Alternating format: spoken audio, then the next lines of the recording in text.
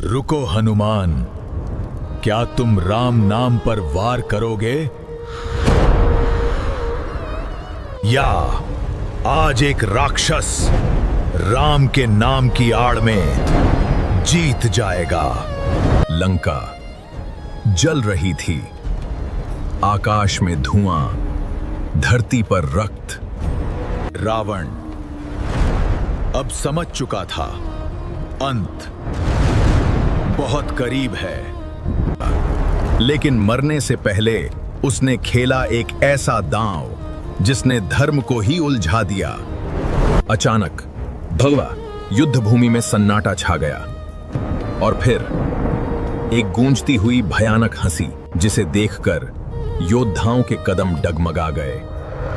लेकिन असली डर उसका चेहरा नहीं था, बल्कि उसके शरीर पर लिखा था राम राम राम।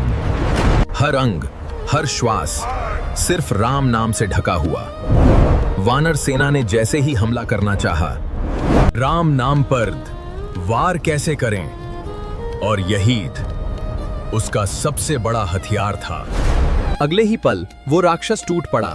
एक एक वार और वानर गिरते चले गए। चीखें, डर और असहायता, पूरा युद्ध पलटने लगा। तभी धरती कांपी, आकाश गरजा और प्रकट हुए हनुमान, उनकी आंखों में अग्नि।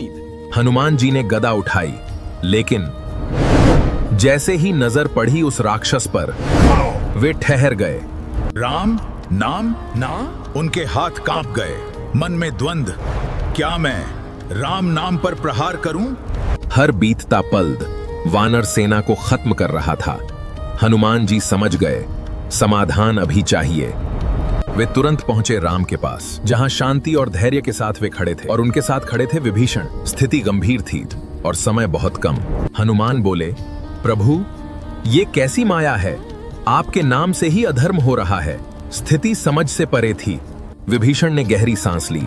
प्रभुद, उसका शरीर भले ही राम नाम से ढका है, लेकिन उसका हृदय और वाणी खाली है। वहीं उसका अंत छिपा है। अब स्वयं आगे बढ़े राम, चेहरे पर तेज, आंखों में न्याय की ज्वाला।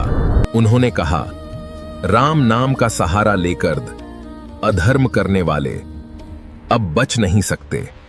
धनुष तना, समय रुक गया, और फिर एक दिव्य बाण सीधे उसकी छाती को चीरता हुआ हृदय में जा धंसा। सिर्फ शरीर पर राम नाम लिखने से कोई भक्त नहीं बनता। अगर दिल में पाप और जुबान में छल हो, सच्ची भक्ति तब होती है जब राम